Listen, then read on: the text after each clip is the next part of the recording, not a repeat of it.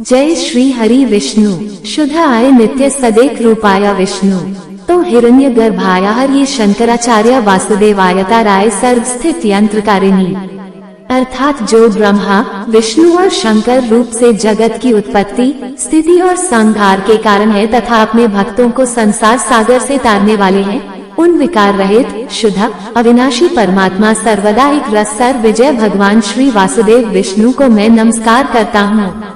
आप सभी दर्शकों का हमारे YouTube चैनल विकास सनातन धर्म पर हार्दिक अभिनंदन और स्वागत है।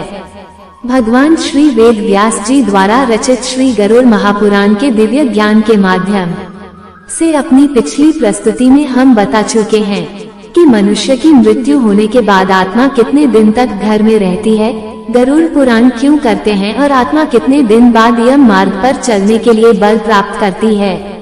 आज की इस प्रस्तुति में हम ये जानने का प्रयास करेंगे कि 13 दिनों के बाद जीवात्मा बल प्राप्त करती है और यमदूतों के साथ यह मार्ग पर निकल पड़ती है। उसके इस मार्ग की यात्रा में आने वाले 16 नगर कौन कौन से हैं?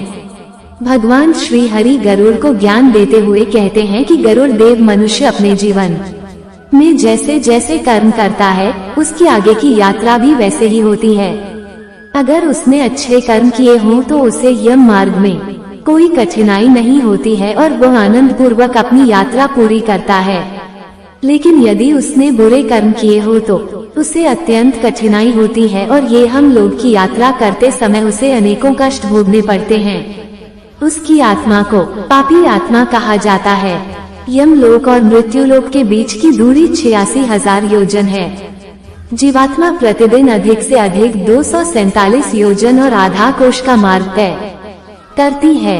इस प्रकार उस जीव की यात्रा 348 दिनों में पूरी होती है। इस यमलोक की यात्रा में यमदूत पापी जीवात्मा को खींचते हुए ले जाते हैं। जो प्राणी जीवन भर पाप में अनुरक्त रहते हैं उनको इस मार्ग में जो कष्ट भोगना पड़ता है उसका विस्तार पूर्वक वर्णन सुनो।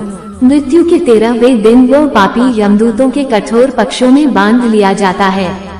हाथ में अंकुश लिए हुए क्रोध आवेश में तनी हुई भागों से युक्त दंड प्रहार करते हुए से यमदूत उसको खींचते हुए दक्षिण दिशा में स्थित अपने लोक को ले जाते हैं। यह मार्ग खुश कांटों की लो और कठोर पत्थरों से परिव्याप्त रहता है। कहीं कहीं उस मार्ग में अग्नि जलती रहती है और कहीं कहीं सैकड़ों दरारों से दुर्गम भूमि होती है। प्रचंड सूर्य की गर्मी और मच्छरों से परिव्याप्त उस मार्ग में प्राणी सियारों के समान विभत्स चीत्कार करते हुए यमदूतों के द्वारा खींचे जाते हैं। यमलोक के दारोन मार्ग में जब पापी जाता है तो शरीर के जलने के कारण अत्यंत क्षीणता को प्राप्त होता है। अपने कर्मानुसार विभिन्न जंतुओं के द्वारा अंगों के खाए जाने, भेदन एवं छेदन किए जाने के कारण जीव अत्यधिक दारुण दुख प्राप्त करता है। पक्षीराज जीव अपने कर्मानुसार दूसरे शरीर को प्राप्त करके यमलोक में नाना प्रकार के कष्ट भोगता है। यमलोक के इस मार्ग में सोलापुर अर्थात नगर पड़ते हैं जो इस प्रकार से है: यमीरपुर, सौरीपुर, नगेंद्र भवन, गंधर्व, शैलागम, क्रौंचपुर, क्रूरपुर, विचित्र भवन, भवापाद, दुखदपुर, नानाक्रंदपुर, सुतप भवन, रौद्रपुर, प्योवर्शन, शीतध्या पुर और बहुभीतिपुर। ये सोलापुर है जो कि अत्यंत भयंकर और कष्ट देने वाले हैं। सबसे पहले जब बापी या मीरपुर के मार्ग में प्रविष्ट होता है तो दर्द से कराह कर चिल्लाता है, ये पुत्र मेरी रक्षा करो। ऐसा करुण क्रंदन करता हुआ वह अपने द्वारा किए गए पापों का स्मरण करता है और 18वें दिन वह यमराज के उस नगर में पहुंच जाता है जहां पुष्पभद्रा नामक नदी प्रवाहित होती रहती है। वहां देखने में अत्यंत सुंदर वटवृक्ष होते हैं जहां पर जीव विश्राम करना चाहता है, किंतु यमदूत उसको वहां विश्राम नहीं करने देते हैं। उसके पुत्रों के द्वारा स्नेहपूर्वक अथवा अन्य किसी के द्वारा कृपापूर्वक पृथ्वी पर जो मासिक पिंडदान दिया जाता है उसी को वो वहां पर खाता है। तदंतर वहां से उसकी यात्रा सौरीपुर के लिए होती है। चलता हुआ मार्ग में वो यमदूतों के द्वारा घरों से पीटा जाता है। मुद उस दुख से अत्यधिक पीड़ित होकर वह इस प्रकार विलाप करता है: उस जन्म में मनुष्य और पशु पक्षियों की संतुष्टि के लिए मैंने जलदान नहीं किया। गेहूं की क्षुधा शांति के लिए गोचर भूमि का दान भी मैंने नहीं दिया। तहे शरीर जैसा तूने किया है उसी के अनुसार अब तू अपना निस्तारण करेगा। उस सो रायपुर में काम रोकधारी इच्छानुसार स्थिति शील एवं गतिशील राजा राज्य करता है। उसका दर्शन मात्र करने से जीव भय से कांप उठता है और अपने अनिष्ट की आशंका से ग्रस्त होकर विपक्ष में पुत्र अधिक स्वजनों के द्वारा पृथ्वी पर दिए गए जलयुक्त पिंड को खाकर आगे बढ़ता है। वहां से वहां आगे बढ़ता हुआ मार्ग में यमदूतों के खड्ग प्रहार से अत्यंत पीड़ित होकर इस प्रकार प्रलाप करता है कि शरीर मैंने जल आदि का सदा दान नहीं दिया है, न तो नियम से प्रतिदिन गाय के लिए अपेक्षित गौग्रास आदि दान किया है और न तो वेद शास्त्र की पुस्तक का दान ही किया है। पुराणों में वर्णित तीर्थों की यात्रा नहीं की, इसलिए जैसा तूने किया है उसी में अपना निस्तार करेगा। इसके बाद जीव नगेंद्र नगर में जाता है।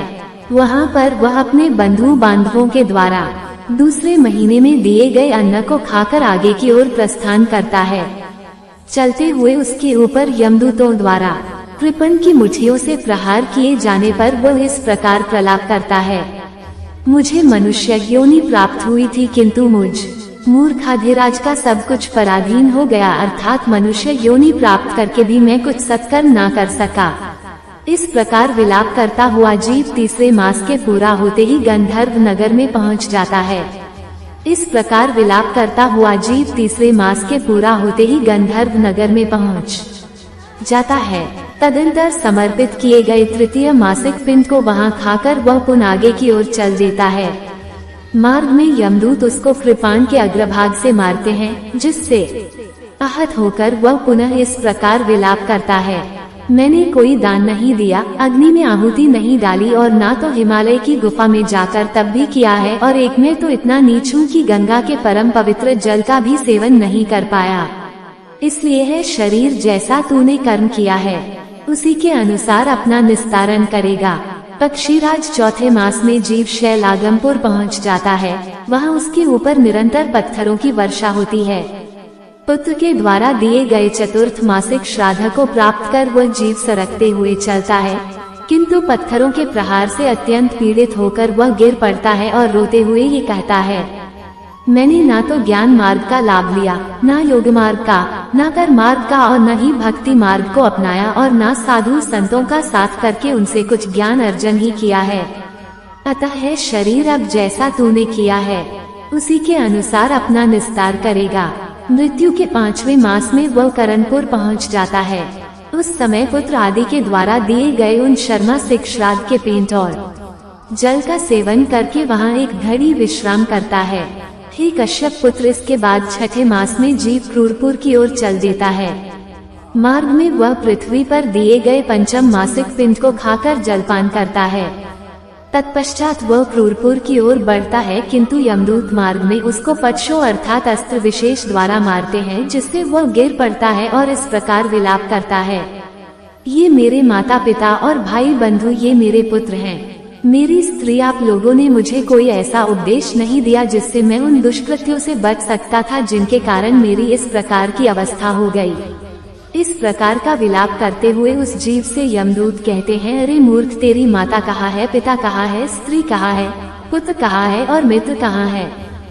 तो अकेला ही चलते हुए इस मार्ग में अपने द्वारा किए गए दुष्कृत्यों के फल का उपभोग कर। ये मूर्ख, तू जान ले, इस मार्ग में चलने वाले लोगों को दूसरे की शक्ति का आश्रय करना व्यर्थ है। परलोक में जाने के लिए पराया आश्रय की आवश्यकता नहीं होती है। वहाँ केवल स्वकर्मार्जन पुण्य ही साथ देता है। तुम्हारा तो उसी मार्ग से गमन निश्चित है जिस मार्ग में किसी क्रय विक्रय के द्वारा भी अपेक्षित सुख साधन का संग्रह नहीं किया जा सकता। इसके बाद वह जीव विचित्र नगर के लिए चल देता है। उसको शूल रास्ते में यमदूत आहत कर देते हैं, जिसके कारण वह दुखी होकर इस प्रकार का मिलाप करता है के प्रहार से, हाँ, एक मैं कहाँ चल रहा हूँ, मैं तो निश्चित ही अब जीवित नहीं रहना चाहता, फिर भी जीवित हूँ। मरे हुए प्राणी की मृत्यु पुनः नहीं होती। इस प्रकार का करता हुआ वह जीव यातना शरीर को धारण करके विचित्र नगर में जाता है, जहाँ पर विचित्र नाम का राजा राज्य करता है। वहाँ पर वह क्षार मासिक पेन से अपनी क्षुधा को शांत कर आगे आने वाले नगर की ओर चल देता है। मार्ग में यमदूत उस पर भाले से प्रहार करते हैं, जिससे संत्रस्त होकर वह इस प्रकार विलाप करता है, मेरे माता पिता, भाई, पुत्र कोई है अथवा नहीं है जो इस दुख के सागर में गिरे हुए मुझ पापी का उद्धार कर सके। ऐसा विलाप करता हुआ वह जीव मार्ग में चलता रहता है। उसी मार्ग में बेहतर नहीं नामक एक नदी पड़ती है जो 100 योजन चौड़ी है और रक्त तथा पीठ से भरी हुई है। जैसे ही मृतक उस नदी के तट पर पहुंचता है, वैसे ही वहां पर नाव वाले मल्लाह आदि उसको देखकर यह कहते हैं कि यदि तुमने बेहतर नहीं गौ का दान दिया है तो इस नाव पर सवार हो जाओ और सुखपूर्वक इस नदी को पार कर लो। जिसने वैतरणी नामक गौ का दान दिया है वही सुखपूर्वक इस नदी को पार कर सकता है। जिस व्यक्ति ने बेहतरी गौ का दान नहीं दिया है, उसको नाविक हाथ पकड़कर घसीटते हुए ले जाते हैं और नुकीली चोंच से कौवा बबूला कथा नामक पक्षी अपने प्रहार से उसे अत्यंत व्यथित करते हैं। ये पक्षीराज अंत समय आने पर मनुष्यों के लिए वैतरणी का दान हितकारी है। यदि प्राणी अपने जीवन काल में बेहतरनी नामक गौ का दान देता है तो वो गौ समस्त पापों को विनष्ट कर देती है और उसको यमलोक न ले जाकर उसे विष्णु लोक को पहुंचा देती है। 7वां मास आ जाने पर मृतक बहवापाद नामक नगर में आ जाता है। वहाँ पर सप्तमासिक सोकापेंट का सेवन करके आगे बढ़ते हुए परीक्षा के आघात से पीड़ित होकर वह इस प्रकार विलाप करता है कि शरीर दान, आहुति, तप, तीर्थ स्नान तथा परोपकार आदि सत्कृत्य जीवन पर्यंत नहीं किया है। ये मूर्ख, अब जैसा तूने कर्म किया है वैसा ही भोग कर। पक्षीराज इसके बाद वह जीव 8वें मास दुखदपुर पहुँचता है। वहाँ वह स्वजनों के द्वारा दिए गए अष्टमासिक पेंट और जल का सेवन करके नाना क्रंदन नामक नगर की ओर प्रस्थान कर देता है। मार्ग में चलते हुए मूसल आघात से पीड़ित होकर वह इस प्रकार विलाप करता है। हाँ, एक कहा चंचल नेत्रों वाली पत्नी के चापलूसी भरे वचनों के द्वारा किए गए मनोविनोद के बीच मेरा भोजन होता था और कहा भाला बर्छियों तथा मुस्लिमों के द्वारा मुझे मारा जा रहा है। इस प्रकार विलाप करता हुआ वह जीव 9वें मास में नाना क्रंदपुर पहुंच जाता है। तदंतर 9वें मास में पुत्र द्वारा दिए गए पिंड का भोजन करके वह नाना प्रकार का विलाप करता है। तत्पश्चात यमदूत 10वें मास में उसको सुतप्त भवन ले जाते हैं। मार्ग में वे उसको हल से मारते पीटते हैं, जिससे आहत होकर वह इस प्रकार विलाप करता है, हाँ, कहाँ मेरे पुत्र अपने कोमल कोमल हाथों से मेरे पैर दबाया करते थे और कहाँ आज इन यमदूतों के वजह के समान कठोर हाथों से मेरे पैर पकड़कर मुझे निर्दयता पूर्वक घसीटा जा रहा है। 10वें मास में वहीं पर पिंड और जल का उपभोग करके वह जीव पुनः आगे की ओर सरकने लगता है। 11वां मास पूर्ण होते ही वह रौद्रपुर पहुँच जाता है। मार्ग में यमदूत जैसे ही उसकी पीठ पर प्रहार करते हैं, वह चिल्लाते हुए इस प्रकार विलाप करता है, कहाँ मैं रूई से बने हुए अत्यंत कोमल गद्दे पर लेटकर प्रतिक्षण करवटें बदलता था और कहाँ आज यमदूतों के हाथों से निर्दयता पूर्वक मारी जा रही लाठियों के प्रहार से कटी पीठ से करवट बदल रहा हूँ। हे पक्षीराज, इसके पश्चात वह जीव पृथ्वी पर दिए गए जल सहित पिंड को खाकर प्योवर्षणपुर नामक नगर की ओर प्रस्थान करता है। रास्ते में यमदूत कुल्हाड़ी से उसके सिर पर प्रहार करते हैं। हताहत होकर वह इस प्रकार का विलाप करता है, हाँ, कहाँ भरतियों के कोमल कोमल हाथों से मेरे सिर पर सुबह से तेल की मालिश होती थी और कहाँ आज क्रोध से परिपूर्ण यमदूतों के हाथों से मेरे इस सिर पर कुल्हाड़ियों का प्रहार हो रहा है। इस प्योवर्षणपुर नामक नगर में वह मृतक उन आप दिक श्राद्ध का दुख पूर्वक उपभोग करता है। तदंतर वर्ष बीतते ही वह गादिया नगर की ओर चल देता है।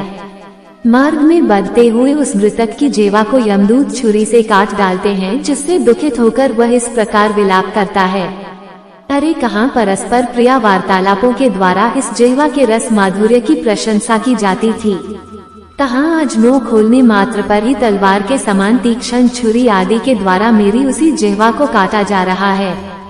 तदंतर उसी नगर में वो मृतक वार्षिक पिंडोदक तथा श्राद्ध में दिए गए अन्य पदार्थों का सेवन कर आगे की ओर बढ़ता है। पिंडज शरीर में प्रविष्ट होकर वह बहुत भीति नामक नगर में जाता है। वह मार्ग में अपने पाप का वर्णन और स्वयं की निंदा करता है। यमपुरी के इस मार्ग में स्त्री भी इसी प्रकार का विलाप करती है। इसके बाद वह मृतक अत्यंत निकट ही स्थित यमपुरी में जाता है। वह यम लोक 44 योजन में फैला है। उसमें श्रवण नामक 13 प्रतिहार है। उन प्रतिहारों को श्रवण कर्म करने से प्रसन्नता होती है, अन्यथा वे क्रुद्ध होते हैं। ऐसे लोग में पहुंचने के पश्चात प्राणी मृत्युकाल तथा अंतक आदि के मध्य में स्थित क्रोध से लाल लाल नेत्रों वाले काले पहाड़ के समान भयंकर आकृति से युक्त यमराज को देखता है। विशाल दांतों से उनका मुख्य मंडल बहुत ही भयानक लगता है। उनकी भावभंगिमाएं तनी रहती है, जिससे उनकी आकृति भयानक प्रतीत होती है। अत्यंत विकृत मुखाकृति क्यों से युक्त सैकड़ों व्याधियां उनको चारों ओर से घेरे रहती है। उनके एक हाथ में दंड और दूसरे हाथ में भैरव पास रहता है। यमलोक में पहुंचा हुआ जीव यम के द्वारा बताई गई शुभ अशुभ गति को प्राप्त करता है। जैसा मैंने तुमसे पहले कहा है, उसी प्रकार की पापा आत्मघाती पापी जीव को प्राप्त होती है। जो लोग छत्र, पादुका और घर का दान देते हैं, जो लोग पुण्य कर्म करते हैं, वे वहां पर पहुंचकर सौम्य स्वरूप वाले कानों में कुंडल और सिर पर मुकुट धारण किए हुए शोभा संपन्न यमराज का दर्शन करते हैं, क्योंकि वहां जीव को बहुत भूख लगती है। इसलिए एकादशी, द्वादशी, छठ मास तथा वार्षिक तिथि पर ब्राह्मणों को भोजन कराना चाहिए। खग श्रेष्ठ जो व्यक्ति पुत्र, स्त्री तथा अन्य सगे संबंधियों के द्वारा कहे गए उनके स्वार्थ को ही जीवन पर्यंत सिद्ध करता है और अपने पर लोग को बनाने के लिए पुण्य कर्म नहीं करता, वही अंत में कष्ट प्राप्त करता है। हे गरुड़ देव, मृत्यु के पश्चात संयमणिपुर को जाने वाले प्राणी की जो गति होती है और वर्ष पर्यंत जो कृत्य किए जाते हैं, उसको मैंने तुम्हें सुना दिया है। तो ये थी 13 दिनों के बाद जीवात्मा का यमदूतों के साथ यम मार्ग पर निकलना। उसकी इस यम मार्ग की यात्रा में आने वाले 16 नगरों के बारे में एक छोटी सी जानकारी। हम आशा करते हैं कि आपको ये जानकारी अच्छी लगी होगी। अगर अच्छी लगी हो तो वीडियो को लाइक करें और हमारे चैनल को सब्सक्राइब करने का कष्ट करें। अगर आपने हमारा चैनल पहले से ही सब्सक्राइब कर रखा है तो इसके लिए हम हृदय की अनंत गहराइयों से आपका कोटि कोटि धन्यवाद करते हैं। आगे की जानकारी हम गरुड़ ज्ञान के अगले भाग में देने का प्रयास करेंगे। एक बार फिर से आपका बहुत बहुत धन्यवाद। जय हिंद, जय भारत।